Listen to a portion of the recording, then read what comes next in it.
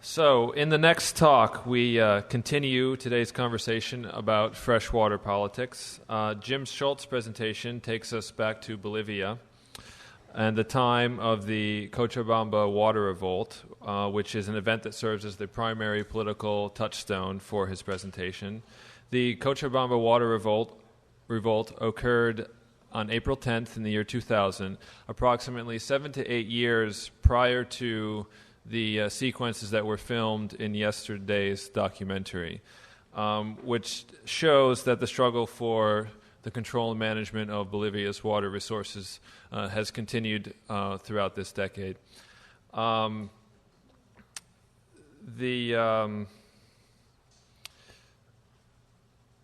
recent history of the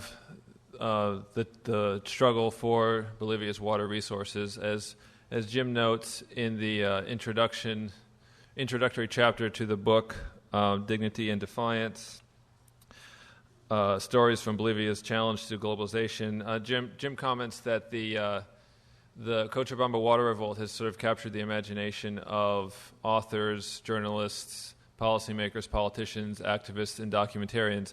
But he didn't mention that it's also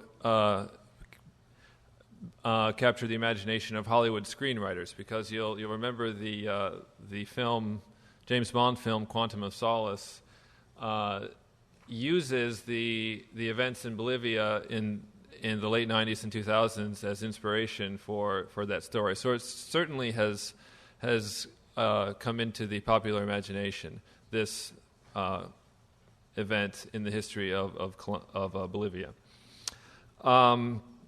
And then Jim further complicates this story of Bolivia's water resources by talking about glaciers and the disappearance, specifically the disappearance of mountain glaciers in Bolivia.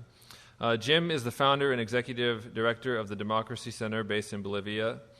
He's based in Bolivia and San Francisco. He's a graduate of UC Berkeley and Harvard University. And he's the author and editor of 3 books, including the award-winning The Democracy Owner's Manual, and, as I just mentioned, Dignity and Defiance, Stories from Bolivia's Challenge to Globalization. He is also author of a variety of major reports on global public health issues, and his articles on globalization issues have appeared in newspapers and magazines across the U.S., Canada, and Europe. His reporting on the Bolivian water revolt was named the top story of 2000 by Project Censored.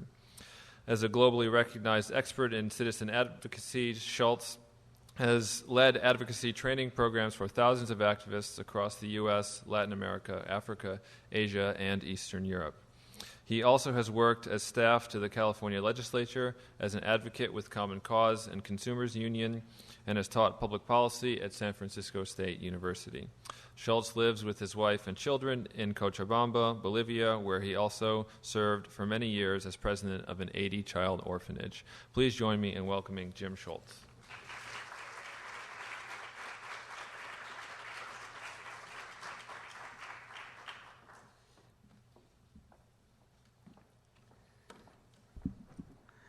Good morning, everybody. How are you all? Enjoying the cold weather?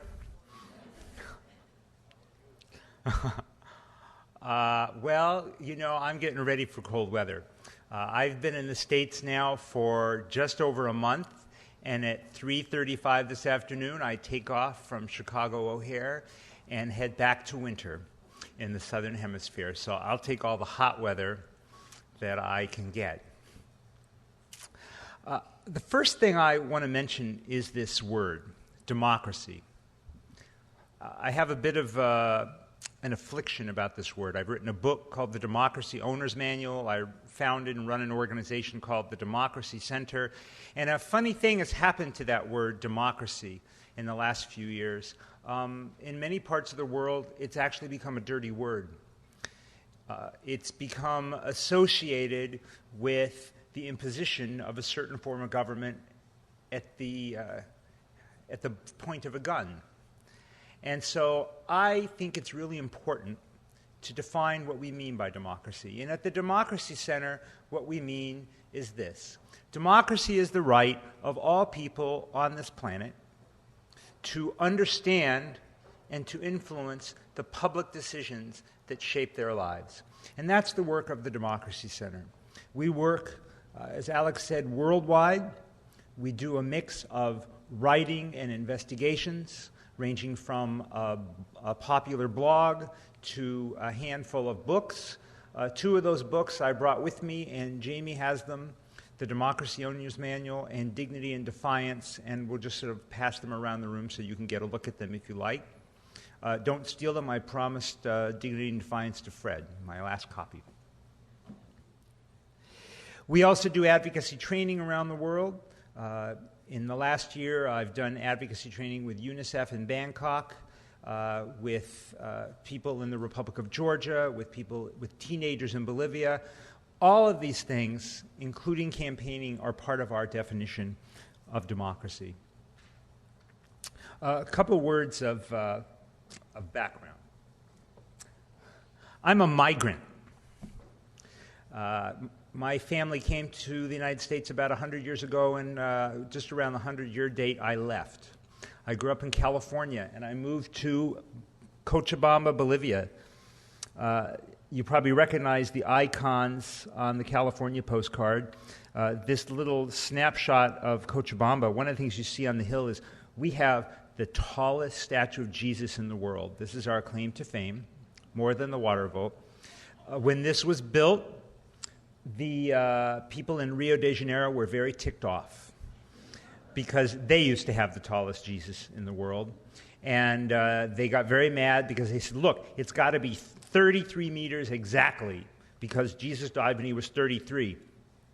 And the Bolivians said, well, you know, if he was born in December and he died in March or April, he was really 33 y un poco más. And so ours is 33 meters y un poco más. I've lived in Bolivia since 1998. I went there by accident. That's how people become expats. They move to a place for a year and then they don't leave. So my wife and I went there originally to be volunteers in an orphanage. We ended up with 3 Bolivian kids. We went back in 1998 while I was writing a book, and somehow 1998 became 2010 and we're still there. This is the community where I live. This is Tiquipaya. Tiquipaya is a small rural village out in the outskirts of Cochabamba. This is home. This is where I'll be tomorrow. Lucky me. And most of my neighbors are actually Quechua-speaking indigenous farmers. So I'm going to teach a little bit of Quechua this morning. I was going to do the whole presentation in Quechua, but I decided it might be too challenging. So if you repeat after me, Imainaya Kasanki.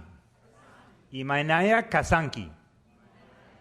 Very good. That's good morning. How are you? I won't teach you any more than that because you'll probably forget that before you leave the room. I'm showing you all this because in a few moments we're going to show you very different images of Cochabamba, and I want to not leave you with the impression that I live in this violent hotbed. I actually live in an extraordinarily beautiful place with extraordinarily beautiful people. This is our festival in Tiquipaya. This is the Festival of San Miguel, in which everybody dances. It's really quite marvelous. This is the video I should have brought instead of a still photo. It happens in October, and everybody dances. I get out of dancing by being the photographer, but my wife and my youngest daughter, who's 7, also dance. So this is Bolivia. It's an extraordinary place. It's urban. It's rural. This valley I live in is 8,000 feet high in the Andes, and it is a place of extraordinary physical beauty and a culture that is alive and vibrant and very, very powerful. Okay, now, because you're teachers, I'm going to eke out a bit of revenge for my K through 12 education in California. Some of you may have picked up a handout with a map on it. Put those away right now. Do not look at them. Put them under your folders. This is not an open book exam. As I tell my daughter, if you have an open book exam, nothing in the book will help you. If you have a take-home exam, nothing in the world will help you. So I have a geography pop quiz. What is wrong with this map? Go ahead, raise your hands.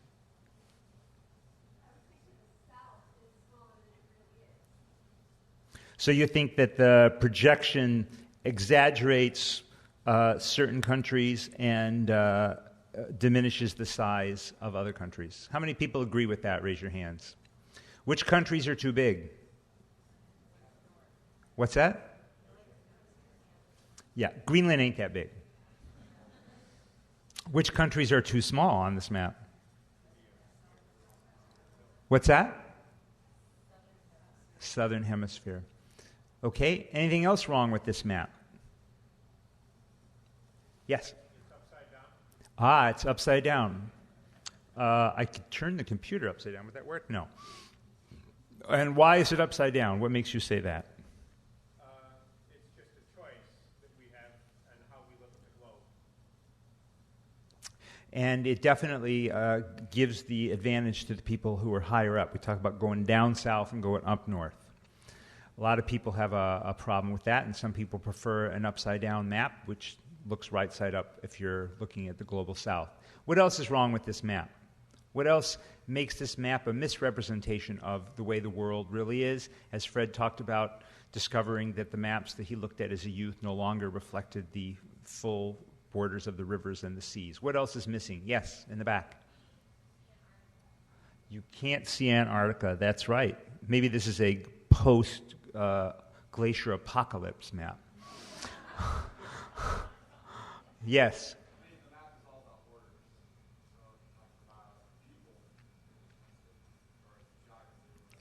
And this was the answer I was looking for.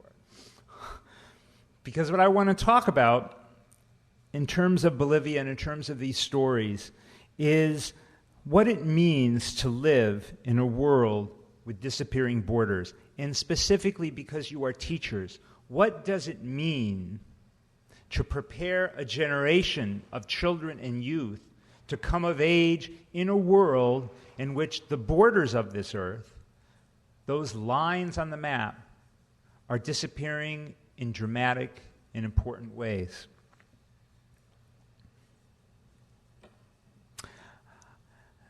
I like to think of the last 20 years as the age of the dotted line, in which the borders were sort of there and sort of not.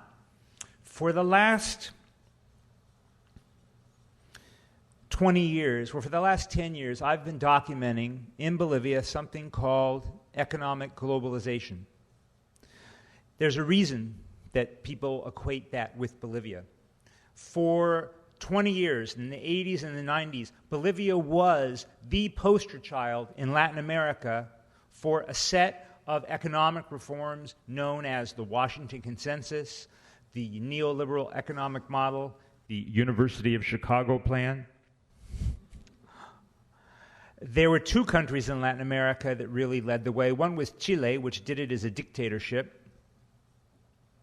and the other was Bolivia, which did it as a democracy. And this was a world of dotted lines in which, on the one hand, countries were sovereign and certainly had governments that could make their own choices, but were under a form of economic pressure to make those choices in a way that really erased a part of their sovereignty. And that brings us to the first story of the day, the Cochabamba water revolt.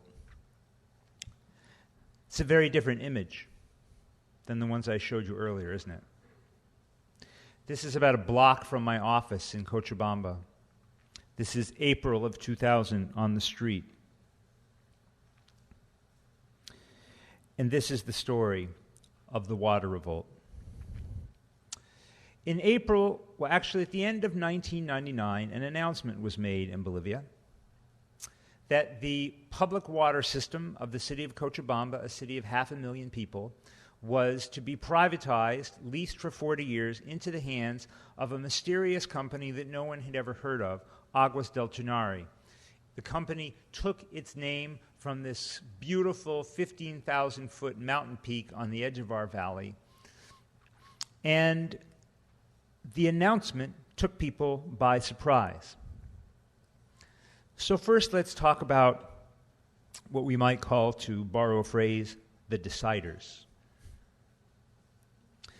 The decision to privatize the water system of Cochabamba, to be clear, was not a decision democratically taken by the people. The people were not consulted. The people did not have a vote. The people were not aware of the details of the deal. It was simply announced. It was an arrangement worked out behind closed doors by three actors. The first is the World Bank. A little bit of history here. The World Bank was formed in the closing days of World War II, along with the International Monetary Fund and the United Nations, as part of a global vision of how the countries of the world, after a decade of war, could come together and begin to solve their problems collectively. The UN was supposed to prevent outbreaks of war, and the World Bank and the IMF were given the economic task of trying to prevent another Great Depression. And the World Bank had a very specific mission, and that was to put together large sums of money and to finance large infrastructure projects, and specifically the reconstruction of Europe after World War II. In the 1980s, when the reconstruction of Europe had pretty much been finished, it looked for something else to do, and that happened just as we had Ronald Reagan in power in the United States and Margaret Thatcher in power in Britain, in which they were imposing an economic philosophy in public policy that was very much a sort of market fundamentalist policy, that the size of government should shrink, regulations on businesses should be erased, and the corporate sector in particular should be given much more license to operate in the world, and that would lift all boats. And they thought, this is a really excellent idea, and we should export it. We should export it particularly to developing countries. And one of the key missionaries, in the same way that Jesuits and Franciscans carried the gospel centuries before to Latin America, the World Bank carried the gospel of Thatcherism and Reaganism, and they called it the Washington Consensus, and they brought it to countries like Bolivia. Now, they didn't bring it as a suggestion. They didn't bring it as an analysis. They brought it in the way, let's see, how many of you have teenagers? Raise your hand. How many of you were teenagers? Raise your hand. How many of you are teenagers? Raise your hand. Think about the relationship that a teenager has with her parents around an allowance. Those of you who got an allowance or those of you who give an allowance to your teenager, raise your hand again. Does your kid have to do anything for that allowance? What's that? I'm sorry, say it again? Okay. Who else? Who has chores that they assign to their kids? What does your kid have to do?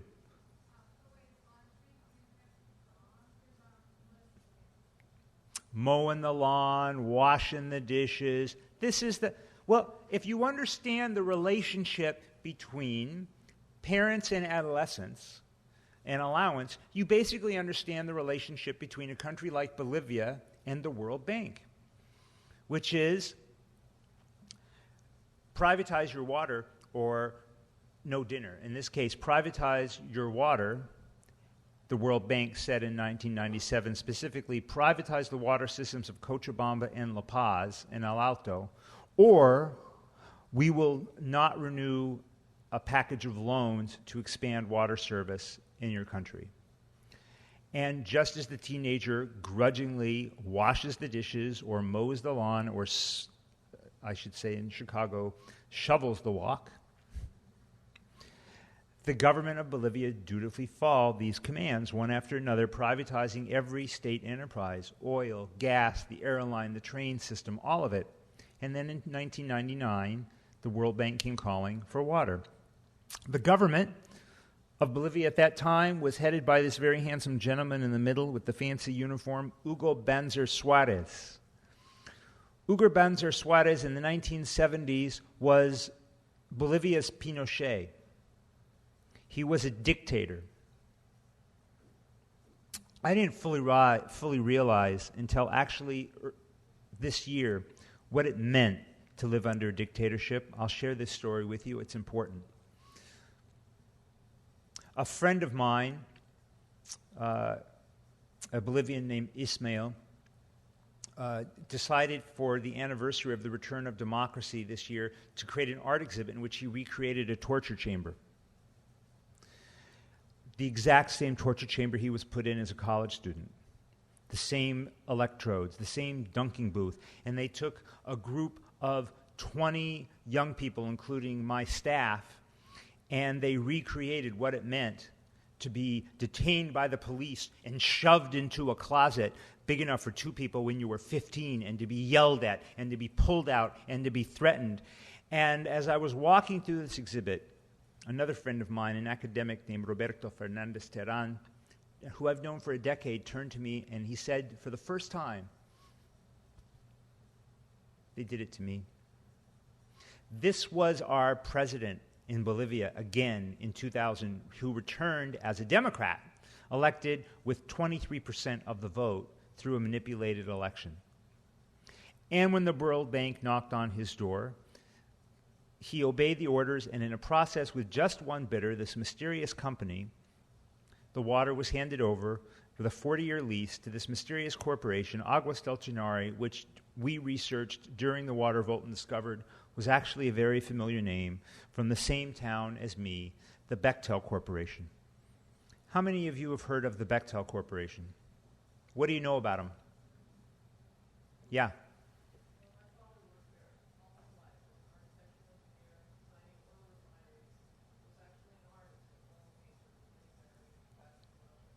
Is it a big company? $18 billion a year. Built Hoover Dam. Built the Big Dig in Boston. And alongside Halliburton was one of 2 companies given a no-bid contract by the Bush administration for the reconstruction of Iraq. It was a huge corporation. It is a huge corporation. And so one of the questions you might ask is, why on earth does an $18 billion a year corporation want to take over a $6 million a year public water company in Cochabamba? Ever play Monopoly? What are those first 2 properties when you first pass go? They cost like $10, and if somebody lands on them with a hotel, maybe you get 20. They're really cheap. Like Baltic Avenue, right? But you buy them anyway. And why do you buy them? Because you want to get in the game. Bechtel wanted to get in the game, and Cochabamba was Baltic Avenue, and it went on the market, and they bought it. What were the arguments for privatization? Let's be clear, they're very strong arguments. One, skilled management. The fact is that Cochabamba's public water system was a mess. It was corrupt, it was mismanaged, it was inefficient. Its rate structure was a mess. This was not some glorious public company. This was a mess. And the argument for privatization was, look, we know how to manage water companies. That's what we do. So you bring us in and we will figure this out. We will uproot the corruption. We will manage it like a real company. It's a very strong argument. Number 2, technical expertise. We know water systems. We are engineers. We are technicians. Our company knows how to do this. Bring us in and we will solve the technical problems. Cochabamba is a city that has doubled in population in less than 20 years. That is a lot of infrastructure. We have whole communities of ex-miners who have moved to Cochabamba as a community. I remember I visited one of these communities after the water revolt with one of the leaders, and it was their festival, and everybody was drunk. And I'm in this little tiny room with all these drunk ex-miners, and some guy walks in, he goes, "Compañeros!" And he says, if they don't listen to us, we still know how to use these. And he had a stick of dynamite in his hand. You don't want to hang out with a drunk guy with a stick of dynamite, just a little FYI. So the argument was skilled management, technical expertise, and investment. You know, people like to say, God gives us the water and nobody should get in the middle. And James Briscoe, an economist at the World Bank, said, well, God forgot to lay the pipe. And so it requires investment. These were the arguments, and they were very strong arguments. Now let's talk about the reality.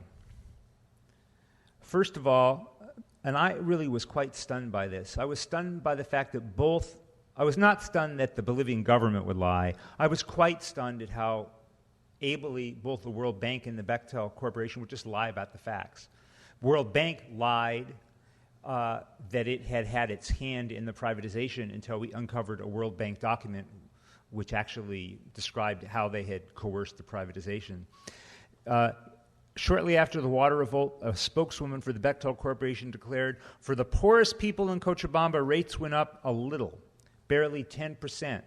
So I went and started scanning before and after water bills, and then I managed to get into, I got access to the database in the actual water company's computers and was able to work with their people to do a calculation of what the rate increases actually were using Bechtel's own data after the water revolt. The average increase was 51% overnight. Overnight. How would you feel if your electric bill went up 51% overnight? Would you be happy campers? I don't think so. The average rate for the very poorest, we're talking about people who, if they're lucky, make $60 a month. That's the minimum wage at the time. 43%. I interviewed this woman, Tanya Paredes. Her water bill, she's a knitter of baby clothing. She made maybe $100 a month at the time. Her increase was $15. She told me her increase was equal to what it took to feed her family for 10 days. What we pay for water comes out of what we have to pay for food, clothes, and other things we need to buy for our children. One of the things I learned in this research is this gap between the way the World Bank and the IMF see the world and the way in which it all comes out on the ground. I have a graduate degree from Harvard. I did a consultancy for the World Bank. I've spent time with them. I've worked in that building. And I learned a profound lesson, which is in the bank, in the IMF, they live in a world of theory. They live in a world where they believe they know what's happening on the ground based on having read pieces of paper written by other people who have the same education that they do.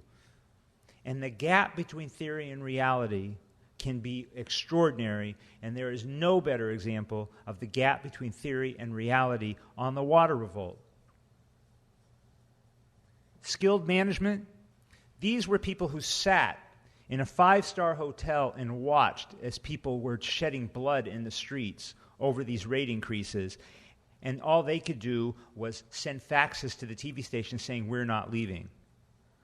You know, I've never been a corporate manager, but I'm going to make a guess here that if I were a corporate manager and I got kicked out within 4 months of being in a country, that would not lead my CV. Technical expertise. There were, first of all, it's not rocket science to drill wells and lay tube in a place like Cochabamba. It's not like you need a graduate degree from MIT to figure it out. And there was lots of technical expertise available, locally and internationally, for free, from people who work with water systems in Canada and the United States. There was no reason on earth that people in the poorest country of South America had to pay Bechtel for it, and needed investment. Bechtel signed a contract that guaranteed them an annual rate of return of 16% per year. If anybody here knows where I can get an annual rate of return of 16%, please see me afterwards. I have a kid in college. It was theft. The reaction. People stopped paying their water bills. That was reaction number one. And the company said, if you don't pay your water bills, we will cut off your water. Then people took to the streets. In January of 2000, they shut down the city for 2 days. A city of 500,000 people, no cars, no schools open, nothing. It was a general strike, and it had absolute broad support, rural and urban. And they demanded that the rates be rolled back. And the government response in February was to say you could no longer protest, and they brought in 1,200 police from across the country and began shooting. That was in February of 2000. Then the people started what they called in April the ultimate battle, la batalla final. And they said, we're not backing down until the contract is canceled. I've told this story so many times, and so many people have come to Bolivia, and so many people have done master's theses and doctor's dissertations and documentaries, and nothing I can say will communicate to you what it was like to live in a war zone in which I told you who this guy was, the president. He was capable of anything. He arrested the leaders of the water revolt and put them on a plane and sent them to a jail in the jungle. He declared martial law. There was a curfew. I could not go out after 9 o'clock at night. We would have to have clandestine meetings. I took phone calls all night from my friends who were telling me, the police are at Oscar's mother's house, knocking the door down, they're looking for him. We tried to figure out every night where people could hide that night. And on the day that martial law was declared in Cochabamba by the government to do nothing more than protect Bechtel's contract, I was the only person writing about this story from Cochabamba. It wasn't because I was smart, I just by complete circumstance was there. And as I was about ready to send out this international story about martial law, the stupid lights in my house went out, which begat a little discussion between me and my wife about recharging the laptop. And then I went outside and I realized that the lights in my whole block went out. It was when I realized that the lights in the entire northern half of the city had been taken out that I realized what had happened. The government had shut down all the electricity in the northern half of the city to take out the television towers and the radio towers. That's what people face down. This is a very powerful image. People often talk about the water revolt as David and Goliath, and there's nothing quite so literal as this image. They fought off soldiers with a sling. Look at this woman. This is David with braids and a skirt, but this is David and Goliath. And the reason the story is so powerful is because David won. The company was forced to leave. Imagine the courage that this woman had. These people had live bullets. They killed a 17-year-old boy with a shot to the face. I know his mother. I got shot at. I didn't like that too much. We have always repeated those slogans, death to the World Bank, death to the IMF, down with Yankee imperialism. But I believe that this is the first time that the people understood in a direct way how the policies of the World Bank, free trade, free markets, is putting us at such a disadvantage among the most powerful countries. Oscar Oliveira, one of the leaders of the water revolt. I don't know who it was that said this. Maybe, Fred, it was you yesterday who said, if we don't have oil, people can survive. People can survive with almost anything. You can't survive without water. That's what triggered this. It was about water. To wrap up the story, a couple things. First of all, a little like in Star Wars, the Empire, in this case, Bechtel struck back. A year after the water revolt, Bechtel announced that it was filing a $50 million legal case. A $50 million legal case against the people of Bolivia. That's an amount equal to run the water company for about 6 or 7 years. Not to recover the money that they had lost. They invested $1 million. That's how much they invested. I have that documented from the company. But because the international trade system allowed them to sue Bolivia for the profits they would have made and weren't allowed to. And What was the venue for this case? Was it a civil court in Bolivia? Nope. Was it an open court in the United States? Nope. It was a trade tribunal at the World Bank, the same institution that had coerced the privatization to begin with, in a trade court so secret that the people of Bolivia were not allowed to know who would testify, what they said, where the hearing would be held, or when it would be held. So we mounted a little campaign globally. We decided that the way to fight this case was not with lawyers, but was to go after Bechtel's public reputation, to hang the water revolt around their neck a second time until it hurt so much they would give up. I love this as a little picture that accompanied an article that I wrote for the New Internationalist. This is a magazine in Britain. This is Riley Bechtel, the CEO, flying around on his little airplane. People shut down Bechtel's headquarters with direct action in San Francisco. We filed a legal petition in the case with the World Bank, more than 300 organizations from 43 countries. People went to the CEO's house in Washington and had a chat with his neighbors. He really liked that. And in January of 2006, the Bechtel Corporation announced that it was settling the case for a token payment of 30 cents,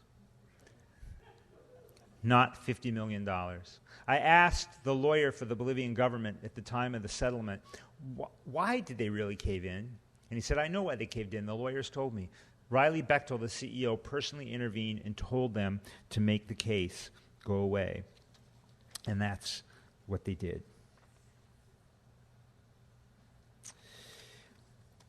The story of the water revolt isn't over, and I'm always very rigorous in being quite honest about it, because the question is, well, how's water now?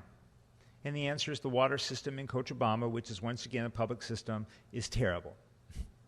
It is still corrupt, it is still mismanaged, and there are still a lot of people in Cochabamba who have no water. And that's been 10 years. It's made some improvements, but not what people want. So the logical question is, well, wouldn't people have been better off with a corporation? And again, I think Fred made this point yesterday. Public management, private management, there is no angel here. There's plenty of examples of bad public management, especially in developing countries. That is not an argument to turn people's water over to corporations, because at the end of the day, and this is my belief, the only real solution to who controls water is that it has to be controlled in a democratic process. Ultimately, the people have to have control of their water. So you could say, well, boy, this public water company is still a mess. But you know what? People can make demands of the public water company and they don't get shot for it. That's a big improvement. I'm not a theologian on the issue of privatization. I don't believe that I don't really care a whole lot whether the guys in my street who are putting tubes in the ground have the logo of a public company on their vests or a private company. The issue is what privatization means in practical terms, and this is important. What it means in the way the World Bank does it, it means, A, market pricing for water. You cannot charge poor people the full cost of their water. It doesn't work. In Illinois, you're not making low-income people pay the full actual cost for their phone service, for their electricity, or for their water. I'm sure that Illinois, like pretty much every other state, certainly my home state of California, has lifeline rates that subsidize the cost of basic necessities. That's not what the World Bank believes in. The World Bank believes in market pricing of water, that the full cost needs to be borne by the users. It doesn't work for low-income people. And second, it is about the taking away of social control. Ultimately, people have to be able to influence. I talked to a man who was the head of his pueblo who marched during the water revolt some 60 kilometers to Cochabamba. Imagine that. And I asked him why he walked that far to join the protest. And he said, because I know that if a foreign corporation a hemisphere away gets control of our water, we will never have any influence over what happens. So what I'm saying here is the struggle to improve water systems, to control them, to make them serve the people is bigger than just taking corporations out of the picture. That's the beginning. It's not the end. You still have to build the system that you want. I want to switch gears here for a minute. Now, what do we do in a world where there are no borders at all? And to illustrate this, I want to show you a little video.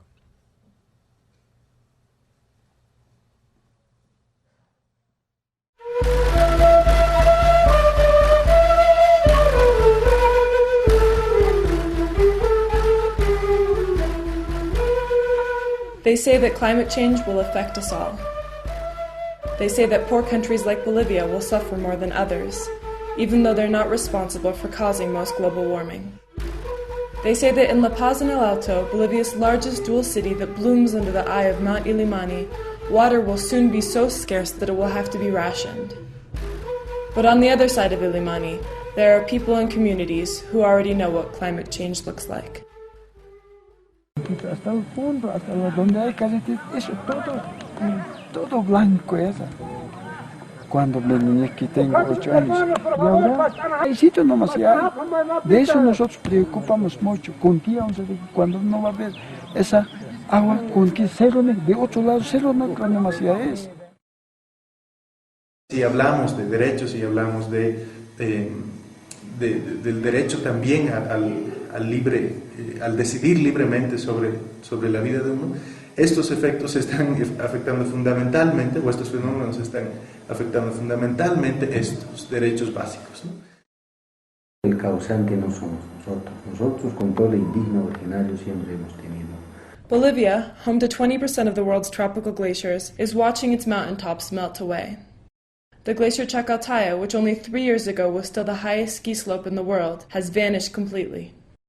The Development Research Institute estimates that glaciers in the Cordillera Real mountain range east of La Paz lost 40% of their volume between 1975 and 2006. The ice on Mount Illimani is melting even more rapidly due to its high altitude. The glacier provides water to numerous communities, among them the indigenous community of Capi, a village of 40 families that sits nestled in a green valley directly below the mountain. Ahora nosotros pensamos, ¿no? Por ahí también nuestro glaciar puede desaparecer en 15 años porque si no reducen sus gases los países desarrollados, ¿no? Si es que van a reducir, por ahí va a aguantar más o menos 40 años, ¿no? ¿Quién sabe, no? The melting of Illimani's glacier and the erratic weather caused by global warming is already producing tangible consequences that affect the livelihoods of innumerable families. El tiempo ya está cambiando. Ahí, por ejemplo, antiguamente llovía toda una semana, así despacito llovía. Yo he visto, por ejemplo, en Suecia, está lloviendo así, despacito. Yo he dicho, antiguamente en mi país así llovía, yo he dicho, al ingeniero yo le he explicado. Ahora, ¿cómo llueve en aquí? 2 horas nomás llueve. Llueve tremendo, con tormentas, con granizos. Arrasa nuestros cultivos también, ¿no?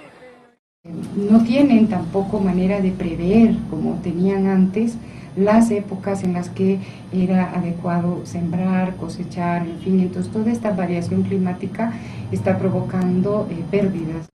Con ese cultivo que vivimos nosotros no da para ganar, ¿no? Hay mayoría de las familias trabajan solamente para abastecerse a su familia porque tienen 5 o 6 hijos, entonces no da para vender, poco llevan a la ciudad de La Paz para vender, ¿no? Es agua dulce, ¿no? Para tomar, para producir, al menos todo lo que va de la cordillera occidental ahí, eso nos alimenta, eso es nuestra agua, ¿no? Entonces si no tenemos glaciales, se ha deshielado todo y no vamos a tener agua. Entonces ¿qué vamos a tomar?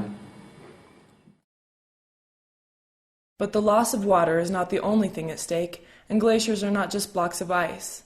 The melting of Illimani's glacier threatens the basis of what has sustained Indian spirituality and traditions for centuries. Es como un Dios para nosotros, ¿no? Es como decir el Tatasajama, es un grande. Pues nosotros hablamos con los cerros. Dicen, oh Ilimán, Achachila, dicen. Achachila, hoy día dame pues fuerzas para trabajar, dicen, ¿no? En la mañanita, ¿no? Dame fuerzas para trabajar, dicen. En mediodía también ya agradecen, ¿no? Gracias Achachila, hoy día estoy comido. Así nuestros abuelos agradecían. Nosotros, por ejemplo, para sembrar, nos pedimos un respeto del Pachamama, de nuestras vacas.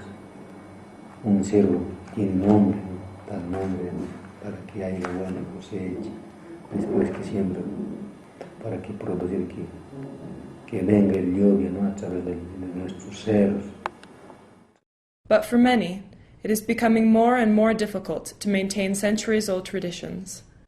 Pero ahora ya, por falta de agua, los jóvenes ya se van a la ciudad de La Paz, allá se quedan a trabajar, después regresan ya con otro pensamiento, ya se han olvidado sus costumbres.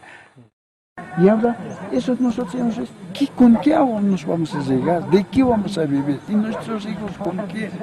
Estas plantitas, si no puede ser esa agua, ¿qué podemos hacer? De eso se han ido a la ciudad, a otros lugares se han ido. The relationship that these communities maintain with the earth that supports them lays the basis for an alternative model of resource development, one that holds valuable lessons for people who live in cities and industrialized environments.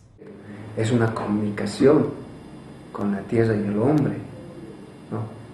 A veces este modelo no entiende. Todos meterle tractor y meterlo puro químicos, tecnología, pero no hay esa comunicación. Para mí el tema clave es ir a romper un paradigma con el cual ha vivido la humanidad en los últimos siglos y romperlo para crear uno que sea más amistoso entre los hombres y las mujeres y entre los hombres y las mujeres con la naturaleza. Ojalá.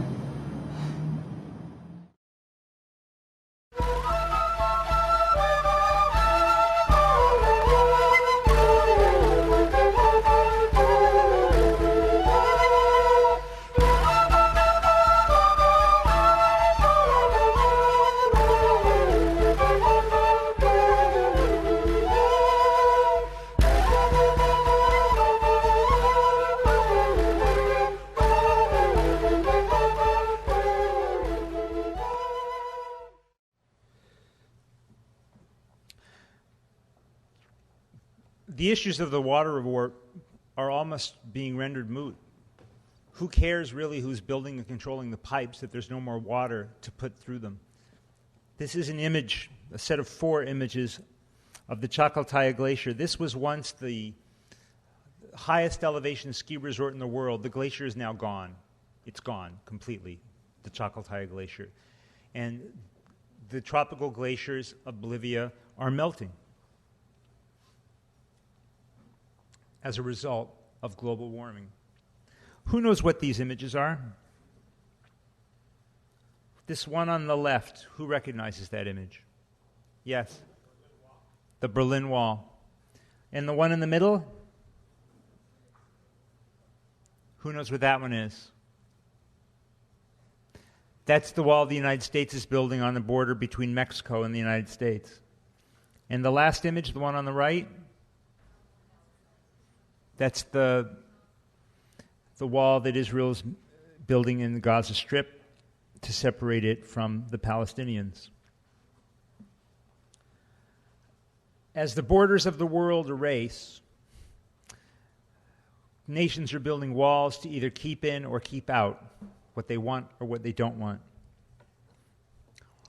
Where's the wall Bolivia gets to build to protect itself from climate change? Can't build one.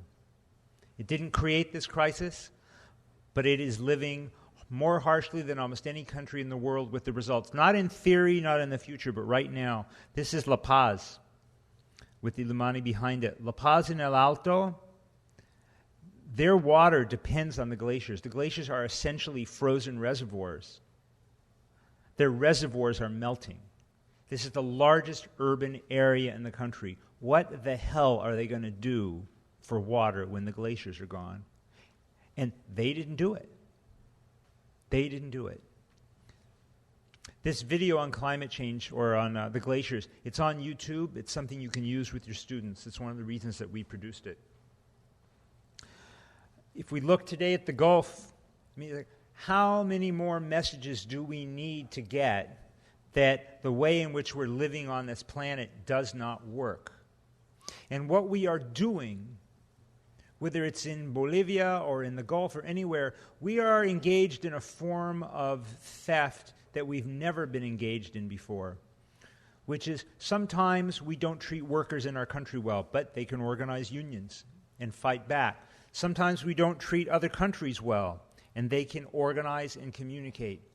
The people from whom we are stealing right now are the children and the children who will follow them. We are creating a society and a culture on water and many other issues based on the direct theft from what the world will be like when my 7-year-old daughter comes of age and when her daughter comes of age after that. That is what's at stake. And that is why you, as teachers, you have such a fundamental role. I pulled this quote out. I always used to apply this to my mom and dad. You know, my mom and dad were married on September 7th, 1941. 3 months to the day afterwards, Pearl Harbor happened. And my dad went into the Navy. And we talk about that generation so much in our culture, of a generation, as Franklin Roosevelt said, that had a rendezvous with destiny. Well, guess what? The generation that's in their 20-somethings now and the generation behind that, the kids sitting in your classroom, they have a rendezvous with destiny. They have a burden that we didn't have.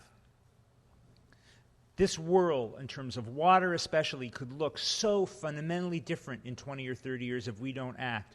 That's why your job as educators is so profoundly and fundamentally important.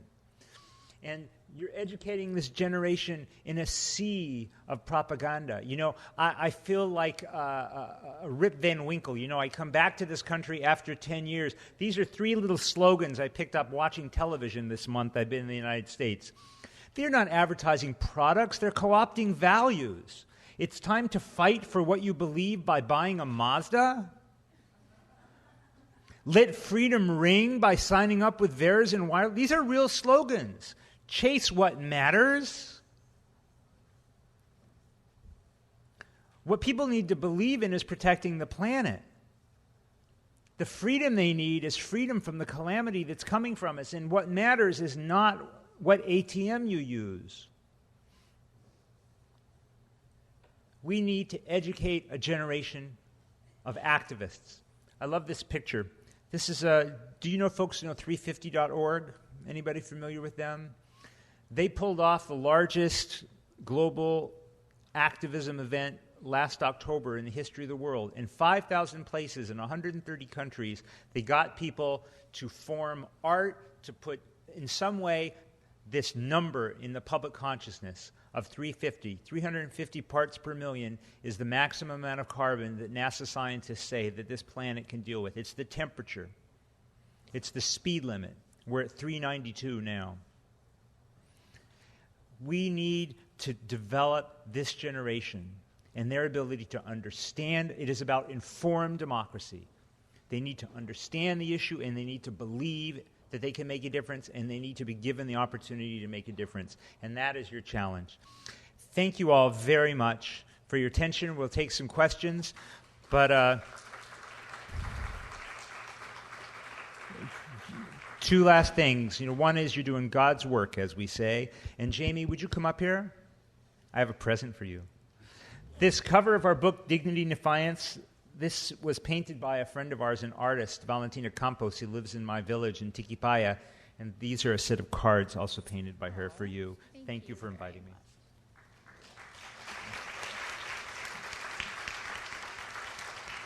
Okay, with whatever time is left from my rambling, fire away.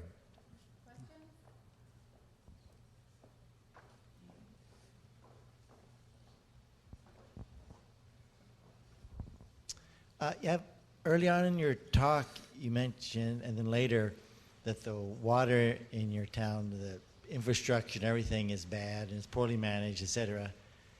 And then you went through we saw the sort of violence, and it's still that way. My question is, I'm guessing prices are manageable for people. Why don't they get out on the streets and demonstrate against the poor management, the corruption, and so on? And therefore, World Bank and Bechtel would never need to be involved because it wouldn't be an issue. They've actually done something more interesting than protest. In the southern parts of the city where water is scarce and where infrastructure is more scarce, people have formed water cooperatives. In other words, they believe in community solutions. So they are, whether it's digging wells or other sort of water sharing or rooftop rain collection, they're trying to build a water system from the ground up. And one of the negotiations, for example, with the public water company is the public water company would really like to be hooked up to them and make them ratepayers. And they're saying, okay, here's what we'll do. We'll buy it from you in bulk, but we're going to control the distribution system. So what's actually very hopeful and interesting in Cochabamba is not, how are they doing in terms of taking over the public water company, but constructing a community-based alternative, which on the one hand has real potential to work, but is undermined in the way everything in Bolivia is undermined in terms of water by the fact that there's less water available because of the impact of climate change. If you're interested, if you go to our website, there's actually a video that we produced on these water cooperatives. I think that's where the hope is in Cochabamba, is people taking water into their own hands at a community level. And I think we've heard that message over and over again in this conference, is our solutions are not necessarily big enterprises.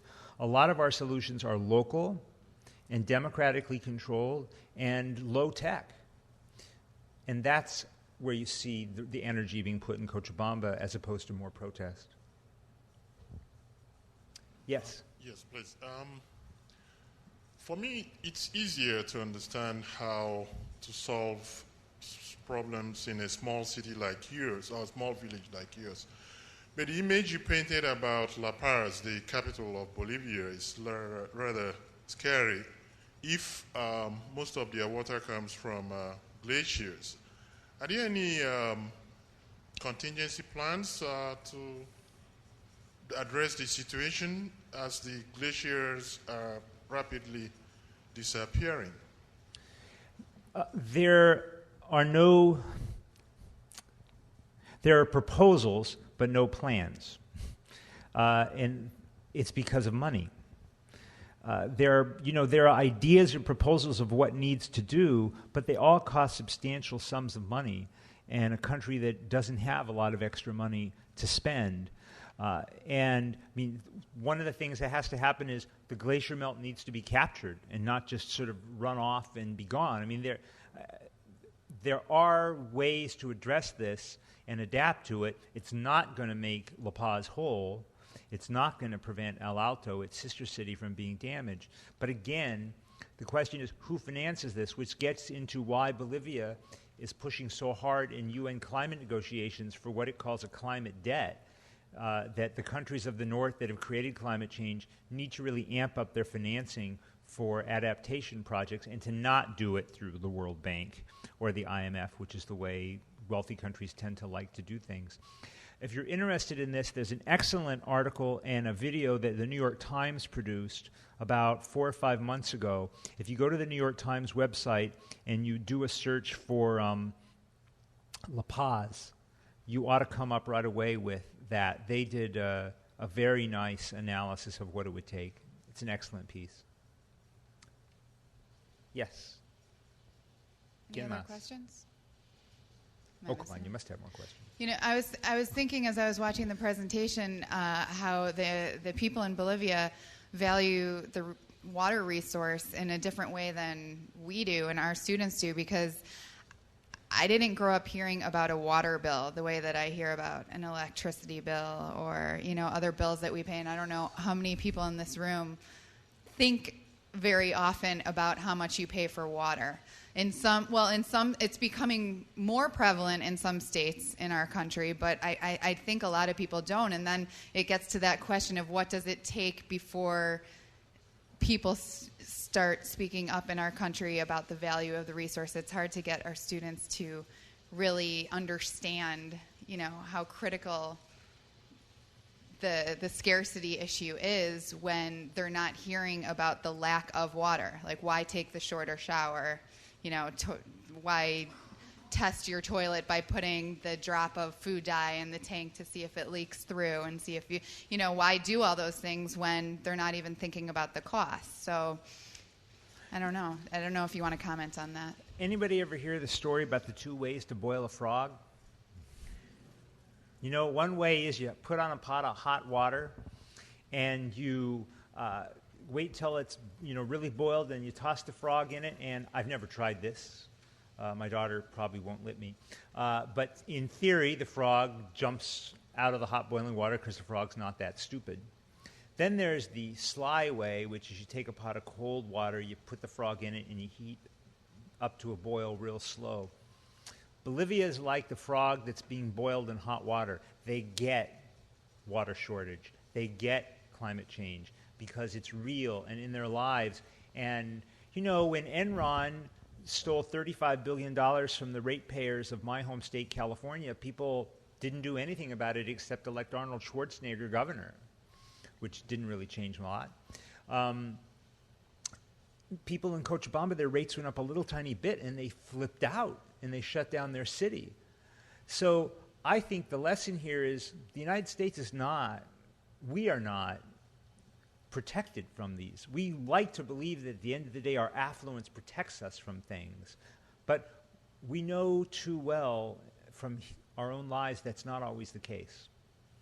And we're like the frog in a pot of cold water getting boiled slow. And the sooner we figure that out, and the sooner your students figure that out, the sooner we're going to figure out a way to get out of that pot. And that's the lesson from Bolivia, I think. They're the canary in the cage for the rest of us. ¿Algo más?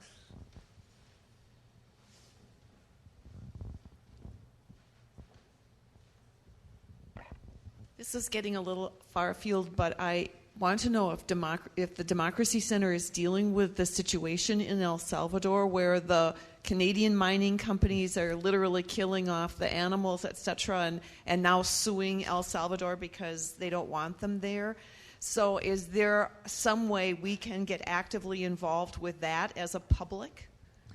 Well, I'm honest, I did not plant this question. One of the first things I did when I got to the United States this last month was I facilitated an all-day strategy session for groups from El Salvador and their solidarity groups here on this case.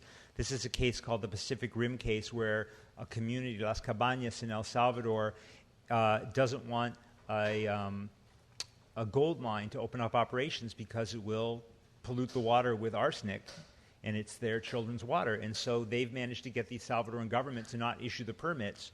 And so this gold mine, this gold mining company, Pacific Rim in Canada, is following the exact same path that Bechtel did in suing the government of El Salvador for $70 million in the exact same trade court at the World Bank. And we're organizing a campaign to put pressure on the company. If you're interested, go to the Democracy Center homepage, and right on the homepage is actually I can pull it up. Hold on.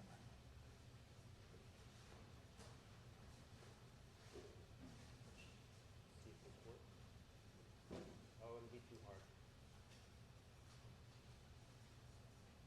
No. Go to the Democracy Center homepage, and you'll see a link to something called the Network for Justice and Global Investment, which has a lot of information on that. One last question? I was wondering if you could reflect on what the lessons might be for conflict resolution and for conflict prevention. Conflict resolution from the case in Cochabamba and conflict prevention in the case of melting glaciers in La Paz. It's interesting, a lot of foreigners have come to Bolivia preaching the gospel of conflict resolution, and they haven't been well received because sometimes Bolivians take that as, you're here to to pacify us and keep us from fighting for our rights. Conflict resolution should not be a call for people to not have conflicts. Do you all remember Martin Luther King's letter from the Birmingham jail? It's one of the most powerful documents you can ever share with your students about what it means to act in a nonviolent way. And he said, look, he wrote in that document, I'm in jail. And he wrote it to his critics. And it's because sometimes we have to create conflict, because it is the only thing that will get a community to pay attention and the only thing that will force power to negotiate. So the question is, how do you keep that conflict from becoming violent? Conflict is not a bad thing. Violent conflict is a bad thing. And in the case of Cochabamba, the people didn't make it violent. It got violent when they were going to have a peaceful protest. It got violent when the government said, you do not have the right to have a peaceful protest. And therefore, we're going to bring in 1,200 police from other cities because your police won't shoot at you, and they will, and we're going to prevent your right to peaceful protest. That's conflict. So some of it is, holding governments accountable for the violence that they provoke, all governments, including the government of this country. And,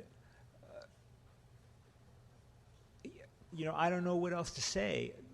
When it comes to glaciers and the melting glaciers, we're going to, any time you put people in a situation of scarcity, there's going to be conflict. And we're headed for a world in which water is going to become an extremely scarce resource if we don't deal with it. And that means the scarcity of other things. So, it's a security issue. And it's going to be a security issue first in the poorest countries of the world. And at the end of the day, the United States is going to get pulled into these things. So maybe that will wake people up if they don't care about melting glaciers. Maybe they care about conflict. Any final comments or questions? Okay, we'll do one more as they finish setting up the lunch. I always love answering questions when the smell of the food starts to permeate the room. And people go, just hurry up. I try and have hope and rise above frustration. Thank you for an excellent presentation. I saw a report about 5 years ago that shocked me, and it was how the United States will change in regard to global warming, and it was recommendations for corporations on what to buy and what to sell and how to change. And I don't know if you're aware of this. I find it more than disheartening, and if you would speak to that if you know anything about it.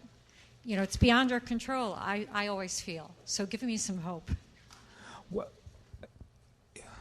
anybody want to place bets on the number of meetings being held in corporate boardrooms with PowerPoint presentations offering up where there are new economic opportunities?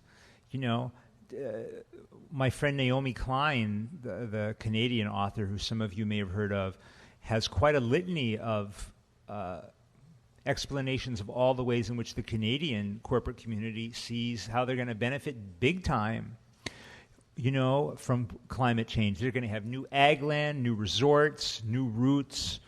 They're going to be winners as well as losers. It's going to redistribute water in ways that are going to hurt a lot of people and help others. I don't think we can allow that to happen. I just don't think we can allow it to happen. And so, look, at the end of the day, I think our challenge is to do three things all at once. One is to take responsibility in our personal lives for how we use water, of how we use energy. And, we just all have to do that. None of us, I think, have the full integrity we can find. I certainly don't. And I think that's just, we all have to be more conscious. And we all know it's not nearly enough. We have to act in our communities. Some of the responses that we have to do are really community-based, but let's not forget that ultimately we have to change the behavior of large numbers of people very fast in very deep ways. And the only tool on the planet that can do that is public policy. And so we're going to have to understand what we have to demand of our governments. And we're going to have to take global warming and climate change and make it a front burner issue instead of a back burner. And how you do that is complicated, but, that's not rocket science. We figured out how to push governments before, and we can figure out how to push them on this. Thank you so much. Please join me in thanking Jim Schultz. Thank you all. Good luck with your students.